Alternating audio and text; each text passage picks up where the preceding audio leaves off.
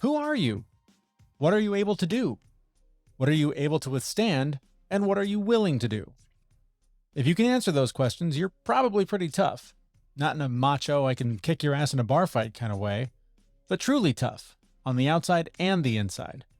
That's according to our guest this week. His name is Greg Everett. He's a national champion weightlifting coach, a documentary filmmaker, and the author of Tough, Building True Mental, Physical, and Emotional Toughness for Success and Fulfillment. But first, this is the Fit Mess, where together we learn to develop habits that help us live beyond our mental health struggles to create happier, healthier lives. He's Zach. He lives in the future with his anxiety. He's Jeremy, and he lives in the past with his depression. And we get together once a week in the present to share the obstacles we face and how we overcome them. And Zach, we talk a lot about masculinity on this show and the idea of being tough. And that's something that I've really struggled with my whole life. And I was thinking about it the other day when I was out changing a flat tire on my car. I'm driving home, ran over something, blew a tire. Luckily, I got home so I could embarrass myself in my own driveway instead of on the side of the road. But I mean, I'm sitting there, I'm having to read the directions. I'm like, okay, first of all, where is the jack? Oh, good, I found it. How does this thing work? Okay, good. Like, I don't instinctively know these things. I don't know that all men do, but I get the sense that most men would take the instructions and go, okay, good, I'll use that to kneel on, and now I'm going to do the real man work of changing this tire. And I'm poring over it word for word. Okay, step one. It's stuff like that I think is sort of what he's getting at in this book, is really just being prepared for disaster, being prepared for whatever life throws at you instead of just reacting in the moment. Yeah, both physically and mentally. Yeah. Right. And not being prepared in a way of like knowing everything, but knowing how to react to things. Right. And that's so much of what I think we try to do here, just taking care of your body before it falls apart instead of waiting for it to fall apart and then going, oh God, what do I do now? Right. Mindfulness practices where, it's the mindfulness practices are what prepare you for the real life situations that you're in that you can handle. So. Yeah. Cheryl and I were driving over the weekend. We went up to the family cabin and we were having a conversation about, and I don't remember what the conversation was about, but within it was the idea of making sure you have a fire extinguisher in your car. And I was like, yeah, of course. That's just common sense. And it's like, do we have one? Like, no, we did once in a kit that we had a few years ago, but it's like things like that. And like knowing where your water shut off is in your house, like these sort of like basic grown up things that you're supposed to just kind of pick up along the way. You do have to be kind of intentional unless somebody taught you that, unless that was part of your upbringing. You have to sort of seek out, what am I supposed to know as a grown up? And I think that's some of what he's getting at here. Well, see, that's where my anxiety comes really handy, right? Yeah. Because I imagine all the worst case scenarios. So I know exactly how to shut off the water in the house. I know how to shut it off for each faucet. I know where all the gas lines are. I know where all the underground electrical lines are. So if I dig there, no, my anxiety keeps me alive in those situations. Hopefully I never have to use them. Right. But there are 7 fire extinguishers in the house too. And I worry about the whole manifestation concept, right? Like if I'm thinking about that the house might burn down or there's going to be a massive flood and I need to shut the water off, am I creating that in my life? By even opening up the possibility in my head, have I told the universe, yes, please flood my home so that I can, in the last minute, figure out how to turn the water off? Yeah, no, this actually comes into play into my job in like IT. If you are fully prepared and you think about the worst case scenarios and you prepare for them, should they ever happen, generally you don't need any of that stuff. But if you don't prepare, if you don't think about it, if you just put it off, that's when you really need it. And the universe will answer in kind. Oh, you didn't do anything about it? Well, let me just throw this your way. See how you handle that. Exactly. All right. With that, I think we should move over into the interview with Greg Everett. He's the author of Tough, Building True Mental, Physical, and Emotional Toughness for Success and Fulfillment. I really enjoyed this conversation. He brings together 2 of my worlds, like the journaling piece and the being in touch with yourself, and then the strong side of like lifting heavy weights and doing tough things. I know who you are. I know you're kind of a big deal in your industry. So I'd love to hear more about your background. Yeah, I'm a big deal if you ask very specific sets of people. Outside of that, I'm just very regular. What I would be known for is as a coach of the Olympic sport of weightlifting. So I've been doing that for many years. The first weightlifting book I put out, Olympic Weightlifting, a complete guide for athletes and coaches. I put that out the end of 2008, I believe. It's in its 3rd edition now. that thing's everywhere. I mean, it's used in university courses. It's the number one book on that topic out there. That's probably what I'm best known for. Of course, I coach along with my wife, the Catalyst Athletics weightlifting team. We're a national championship team. We've got quite a few, lifters at the world championship level. We now have one going to the Olympics that my wife coaches, Maddie Rogers. Nice. The now 2021 Olympics, very odd. But so I've been in and around that, the weightlifting, the strength and conditioning, the kind of fitness industry for quite a lot of years. And that's how I make my living, is coaching and creating largely instructional content for the sport of weightlifting. Typical tough guy things, right? I mean, this sounds like what I would think of when I think of tough. But as I was reading your new book, Tough, I wasn't expecting it to go as broad as it did, right? You know, it went from journaling to being physically capable to kill a person to protect your family, right? It was very, very broad. So, I guess we can jump right into the book. Like, what does tough mean to you? I mean, could you summarize that? Yeah. And then honestly, the number one dilemma with that book was the title. And, to me personally, it makes perfect sense, but I had to spend a large portion of that first chapter of the book explaining what exactly I mean by tough and what it is to be tough, because I do think there are so many misconceptions and really poorly formed ideas about toughness out there that are unfortunately influencing too many people, primarily of the male gender, in terms of how they approach this or what they believe they need to do or appear as, and all these different things. So to me, I break it down into 4 elements. First is character, and that is your identity. Who are you truly, fundamentally at your core? And included in that is what are your values? Because these are the things that are going to inform all of your decisions. And so if you're not intimately familiar with those things and you are not actively determining what those things are, it's impossible to truly take responsibility for yourself in the course of your life, because you're making these apparently arbitrary decisions. You're unable to commit to things long term. You're unable to really be content and find fulfillment because you don't know what it is that's going to deliver you to those things. Next is capability. And this is, again, the typical tough guy persona or image. Is capability is very much a physical trait, right? Is the ability to be strong and to beat people up and be tough in the bar, whatever it is. And there certainly is that element, right? You do need to be physically capable as much as possible, but in very broad terms. So what we're looking for is the ability to really handle yourself in any physical activity, the totally unpredictable and unusual to the day-to-day, mundane, whatever. So it's not just being strong, it's having the endurance and the durability to sustain long-term efforts that become necessary for whatever, unexpected circumstances. But really critically, this includes knowledge and experience. This includes understanding how things work, why things happen. Because what we're trying to do with capability is be prepared as well as possible for anything we encounter, novel experiences. We want to have so much experience and so much knowledge in broad areas that when we encounter those novel experiences, which we've never run into before, we can figure our way through those things successfully, rather than just throwing our hands up in despair because we just have no idea where to even start.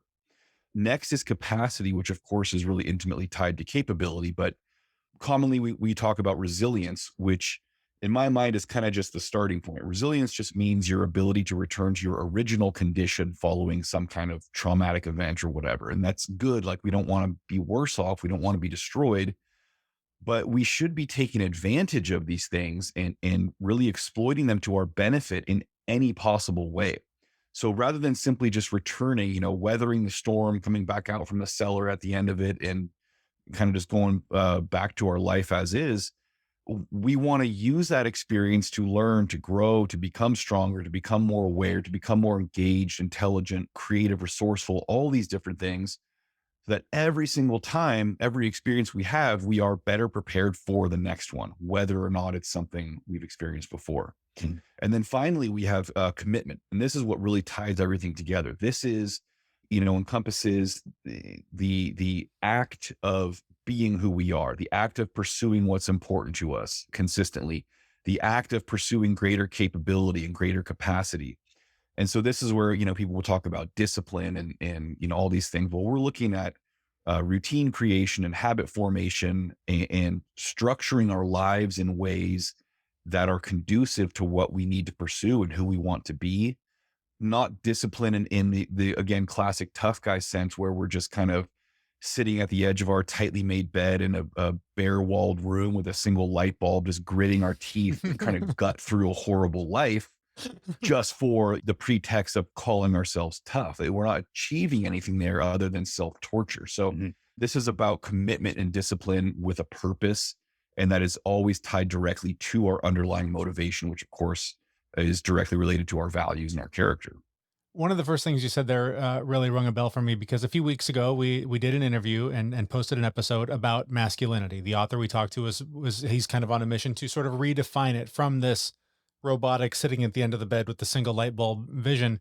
And the response has been really interesting, as you said, particularly from the way men interpret masculinity or toughness and that sort of thing.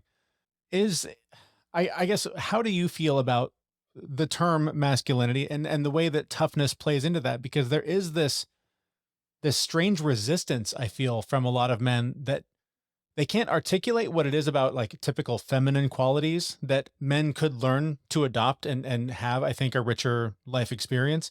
But they can't put a name on what those qualities are, but they certainly don't want to adopt them as men. Can you talk about kind of the barrier there? Yeah, and this is you have so many layers to it, and I think a big part of the problem is our infatuation with labeling and categorizing everything. Like, this trait has to be feminine, this trait has to be masculine. That's the number one problem. Yeah. So if you have a man who is, has grown up his whole life with influences that are saying, strictly categorizing masculinity as certain traits. And then you're saying, well, I want you to do these things, which are conventionally more feminine traits. It's going to be 100% the most repugnant thing ever. You're going to get absolutely nothing but resistance. They're not going to be interested. And I understand that completely, because you're asking them to basically totally abandon their sense of who they are and who the world thinks they are and who they think the world needs them to be. And all these different things. It's like telling someone that they have to be a totally different person. And so I think that's number one. We got to get rid of those labels fundamentally. And I'm not saying you can't use them, but like they can't be the end all be all of what we're talking about. And so what we need to look at is just human characteristics. And we can say that, okay, generally maybe women tend to be a little more emotionally honest. Like, they can express themselves and articulate what they're feeling and what they need a little better. Although at the same time, we could argue maybe they take that too far sometimes. And then men are the exact opposite, where we tend to internalize everything, refuse to communicate. We're like the least emotionally demonstrative human beings on earth, and to our detriment to a great extent. And so when it comes to masculinity, emotions is the perfect place to start, because you first have to re-understand what emotion is. It is not touchy-feely, dabbing your eyes with Kleenex while you talk to a counselor stuff. Like, that's some of it, but emotion is really your body's physical responses to experiences, right? So that includes that knot in your stomach when you're afraid of something, but it's this unknown threat. Or it's that immediate physical reaction where you step off a curb and almost get hit by a car because you're an idiot and didn't look. You're looking at your phone. That's all emotion too, right? So we have to, as men, as human beings, because even a lot of women who are like, I'm going to get tougher, that's one of the things they do is they try, I'm going to stop being so emotional. Well, no, you don't stop being emotional. We have to experience these things as our bodies intend and benefit from them. Because you ask anybody, well, what makes you happy? And they're like, well, being with my family or climbing mountains. And it's like, well, what makes you happy about those things is the way they make you feel. That is emotion, right? You're not pleasurably overwhelmed with intellectual thoughts about mountain climbing. Like, that's not what's making you happy when you do that, even though the intellectual side of it could be enjoyable. And so we have to understand that. And then really what it comes down to is recognizing that all of us, gender universally, it's a matter of balancing emotion and rational thought appropriately for the given circumstances. right? It's not eliminating one or the other. It's not saying one is better than the other or one is a detriment and one is a benefit. They both have roles to play. And the trick is not allowing one of them to dominate inappropriately and cause Yeah. us to make poor decisions. And making decisions based strictly on emotion is almost always a terrible idea, right? But also totally ignoring and denying emotion and trying to be very robotic and mechanical about things often means that we lose out on so much of the kind of meaningful, enjoyable experiences in life. One of the things that I loved from the book that I can't be reminded of enough, I don't know how many podcasts and books I've consumed trying to remember this lesson, but the idea of improvement versus an endpoint, the fact that we always are striving toward hitting that certain weight level or body shape or waist size or finishing that course or whatever. We're always striving for an end, and I constantly need to be reminded that it's not about that end. It's about just being a little better and improving a little more. Can you talk a little bit more about, I guess, the point you're making with that in the book? Yeah. We are very kind of, as modern people, very goal oriented and kind of endpoint focused, right? Is once I hit this goal, everything in my life is going to be great. Once I'm making 200K a year, or once I'm 125 pounds or whatever, everything's going to fall into place. The doves will come flying out of the car with me and, whatever. And it, time and time again, we prove to ourselves that that is not how life works. And we refuse to heed that lesson, right? So we're constantly searching for new goals. Like, oh, this next one that's going to be the one. I just had the wrong goal. Goals are really critical. But the key with goals in my mind is that we have to have this kind of infinite endpoint for all of this stuff that is harmonious with, again, character and values. Like what in this more universal sense is important to us and are we pursuing? And then our goals, these objective endpoints, are basically waypoints on that path that kind of let us notch off as we go and realize that we're continuing to pursue this kind of all-encompassing thing, which is what is most important. And in that way, we can enjoy the process and find value in the process and meaning in the process and purpose, rather than this just endless checklist of things that never quite pans out. And so you talk to someone about their goals and there's again this idea that once they reach that point, it's everything's going to be good. But if you actually talk to someone in depth about their experiences, the most enjoyable pieces of these goals is the pursuit of them, not the actual achievement, right? So, that seems really counterintuitive to a lot of us, but stop and think about it, right? When you're really engrossed in a project, when you're just enthralled by what you're doing, the whole time flies when you're having fun. That's what you experience. Mihaly Csikszentmihalyi wrote the whole book called Flow, about this flow state where you're just, everything is working perfectly. You're humming along. It's the greatest thing ever. You don't achieve a flow state at the end of that Right. experience when you meet the goal. And then suddenly it's like you've stumbled into nirvana and you've achieved total enlightenment. It's that process that is so valuable to us. And so we have to be able to look at things like that. And it doesn't mean the goals are important. It means they have to be well suited and be in line with our character and our values. But we need to be present in that process and recognizing that that is what's enjoyable. Not all the time, but overall, that's what's enjoyable. It's funny, just a quick anecdote today when I was sort of reviewing my materials and kind of thumbing through the book again, preparing for this interview. I hit that part and I was realizing, I haven't really done anything physical in a few days. My work has been totally crazy. And, I've got this goal of being in better shape and being in better physically in better shape. And it was so funny just hearing you say it's not about that goal, it's about the improvement. I was like, I've got time right now. I can go for a 20-minute walk. Yeah. And it's so funny how I think not having a goal can maybe seem intimidating, but it also can be liberating because it's not about where am I going to be in a year. It's about what can I do right now to get a little closer to that. And I just thought that was Right. really important and a great reminder for me again, and just sort of reframing how we reach those goals and not putting so much emphasis on the end and more on the journey. Well, and I use the analogy of, if you're going to walk a mile, you can sit there and count your paces. Like, okay, a mile for a guy my size is about 2,000 steps. So you take one step and you're like, I got 1,999 steps to go.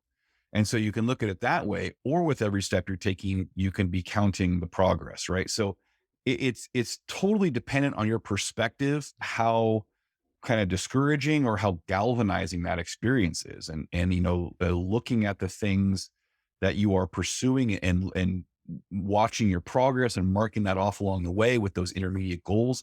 That's how you maintain motivation and commitment and find that sense of contentment and fulfillment, rather than if we just focus on the end point, we're only there for a moment. Yeah. The whole rest of the time, then we're miserable. Totally.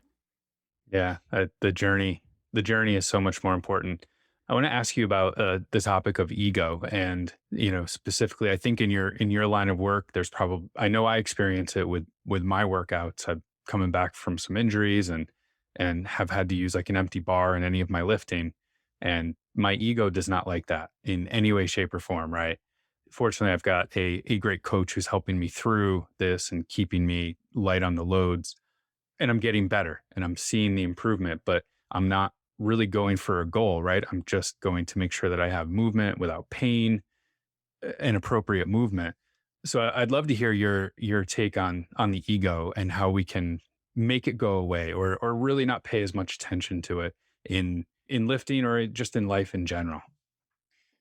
Yeah, I think it all comes down to our concern over other people's perceptions of us, right? So if you can find out how to eliminate that concern, that problem disappears magically, right?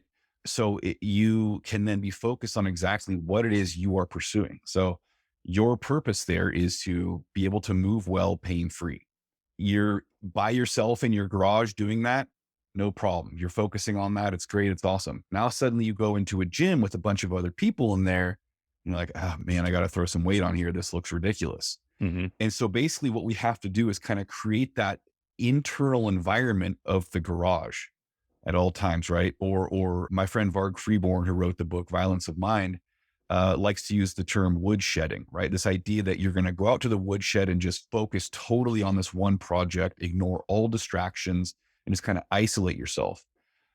It's that same idea. We just have to create that environment internally, and that ability to shut off that concern, that worry, that focus on what everyone else is thinking of us is the key to being able to pursue what's important to you without disruption, without, these totally unnecessary side steps to like, well, I was doing great here, getting better. And then all of a sudden I went to the gym and there's all these girls looking at me. So I loaded up a bunch of weight and now I just took 10 steps back and I've got to start this process over again.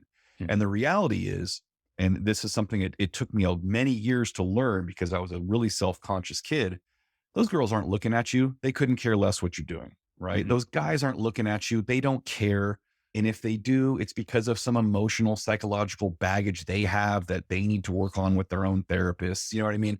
So it's like when you let yourself get wrapped up in that sort of thing, you're shooting yourself in the foot. And so I'm not saying it's an easy process to let go of that, but it is something that we have to pursue consciously every single day.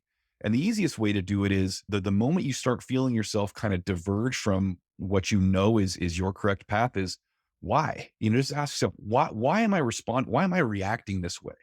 What am I concerned about? What am I worried about? And the more you can kind of talk it out with yourself and it's like, well, that other guy over there is super strong and big and he's probably, laughing at me.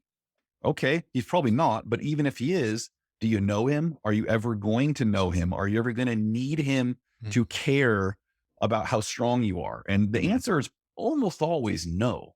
Mm-hmm. And so it's this incredibly liberating realization that you can have multiple times throughout the day where you just kind of are setting yourself free to pursue what's meaningful to you rather than being so tied up with that ball and chain of everyone else's perception of you. A lot of this reminds me of a lot of the Stoic teachings that I've read. Do you draw some inspiration from that? Just that sort of that pursuit of the virtuous life and chasing your own development of your own character and your own self more so than achieving some external reward? Yeah, I think ultimately that pursuit of character and living in a way that is in alignment with your values is what allows you to achieve all these external objective things anyway. Yeah. Right. So it's something I talk about as a coach. Stop worrying about what everyone else is doing. Everyone freaks out about what their competition is doing. You cannot control anything about that unless you're going to go, Tanya Harding one of them or something, which I do not recommend as a professional coach, to be clear. But what you can focus on is yourself improving, constantly assessing, reassessing, and addressing your shortcomings, your weaknesses, whatever.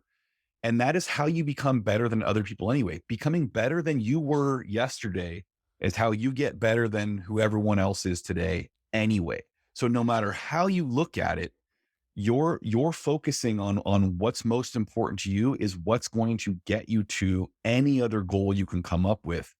And it's going to actually make you happy in the end versus starting with that external goal and trying to reverse engineer it. That's how you end up with silly stuff like trying to prove your dad wrong because he was mean to you as a kid, or going into some business that it makes you absolutely miserable because that's traditional where you're from, or whatever the case is. And then you avoid the midlife crisis. So it's all very convenient. Yeah. I love the book. I was surprised by how much it covered, but are there any last words, last things you want to tell everyone? Yeah, I think you should all buy my book. Yes. No. Great idea. I you make the have joke. the most amazing dry sense of humor. I absolutely love it. So My please salesmanship go is on. incredible too.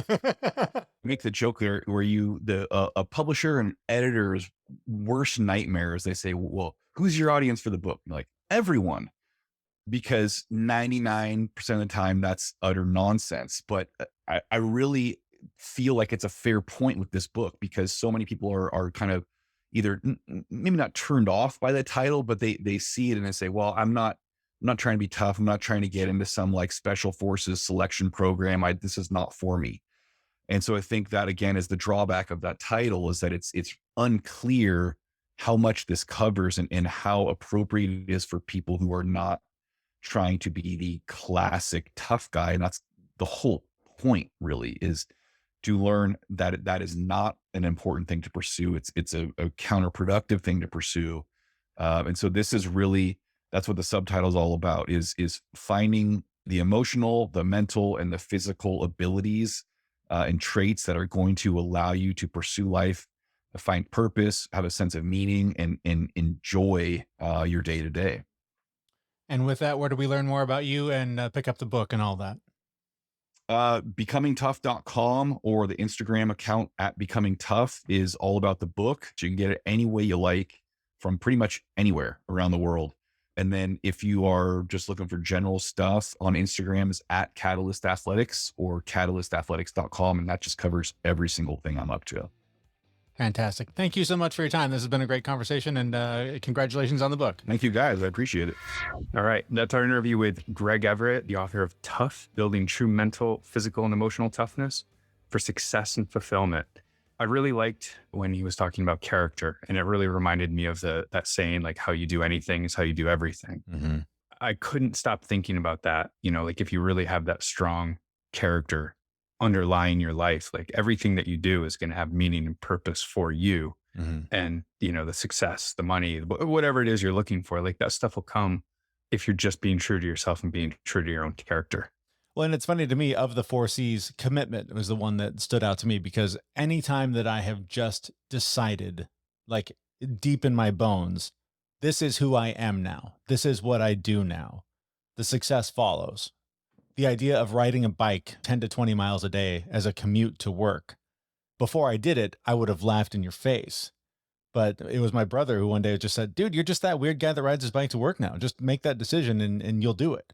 And like within a week, I was doing it because I was like, yeah, I am that guy. I can be that guy. I'm that guy now. And it totally just changed my life forever. And so when I do make decisions like that, like whenever I've done some sort of a workout routine, like a Beachbody thing, I'm like, I'm just going to finish this. Then I do it because it becomes this deeper commitment rather than, yeah, I'll try, I'll make sure I can try and carve out some time every day, or I'll just try and go for a run every day. Like it's Yoda, right? It's do or do not. There is no try. Yep. Anytime I tell myself, I'll make some time, I'll try and do that. I'm going to fail. So there is just this deep, just solid commitment that you have to make to whatever it is that you're trying to accomplish. And I think I think when you have a well-defined character, it's easier to make those commitments and follow through with them. Yeah. And then his point about the journey being, well, you asked the question, right? Yeah, The journey yeah. being more important than the actual end goal. And I have to remind myself of that all the time to stick with my plans, because I'll talk about weightlifting just because that's kind of his jam. I go in and I look at the workout and I make a plan like, this is the smart plan for me because this is going to keep me healthy. This is going to keep me strong. Yeah. And I think it's the environment that I'm in now. Like I just feel really supported and it's easy to follow that plan, and that's the journey. Mm-hmm. And it's doing wonders. Like the improvements that I'm making. Like if I look back to 2 months ago, the journey is amazing. Like I'm making great progress. So, but the end goal used to be, I want to get back to where I was. I've since changed that now. I do have my end goal, but I'm not focused on that. I'm focused on what's the next step. Yep. What's the next thing? How do I get there without killing myself? Because we all know that if I don't have a plan and stick to it, I will hurt myself very badly. There was a point in reading his book that these things happen whenever you're on this path and you are exposed to the same ideas in different ways. The way he discussed improvement versus endpoint was a game changer for me, because we get so caught up in what is the number on the scale and how do I get to the number that I want it to be, and the size on my pants and how do I get that to the number that I want it to be. Where if you do focus on what can I do today to beat yesterday. In fact, I saw something on social media over the weekend that was literally those two words, beat yesterday. And I was like, that is so simple. Like if you just repeat those two words to yourself, that can be a really easy mantra to think about when you go to get donuts for breakfast and go, is this better than what I did yesterday? Like when you go to have pizza for dinner, or you decide you're not going to go for that walk or that run, is this better than what I did yesterday? And if you use that as sort of the gauge, that's really the only reason to look back is am I doing better than what I did yesterday? And that, I think, is going to be a really powerful way for myself to use those two words to try and improve in all the areas I'm trying to improve. Right. And then you can't make the same mistake that I make where I reset the baseline all the time. Oh, I do it all the time. So it's where it's like, well, today I'm doing better than yesterday because I had 2 pints of ice cream yesterday. So I can have 1 today. Right. Yes. Right. You can't throw the fight. You can't eat a whole pizza today so that tomorrow you can just not eat a pizza and win. You gotta be a little more, have a little more integrity than that, I think. Well, you have to have more character. And character. Right? Yes. And exactly. Character. All right. Well, we'll thank Greg Everett for an awesome interview and just different ways of thinking about these things. I know my definition of being tough was already not the norm, but is now a little bit different after reading his book and talking to him. So I think we'll wrap it up there unless there's anything else. Just make sure you visit our website, thefitmess.com, where you can subscribe to the show and sign up for the newsletter and send us all kinds of great messages and ratings and reviews on whatever podcast player you're using. And we'll be back next week with a brand new episode at thefitmess.com. Thanks for listening. See you, everyone. We know this podcast is amazing and doesn't seem to lack anything, but we need a legal disclaimer. Prior to implementing anything discussed in this podcast, it is your responsibility to conduct your own research and consult your physician. You should assume that Jeremy and Zach don't know what they're talking about, and they're not liable for any physical or emotional issues that occur directly or indirectly from listening to this podcast.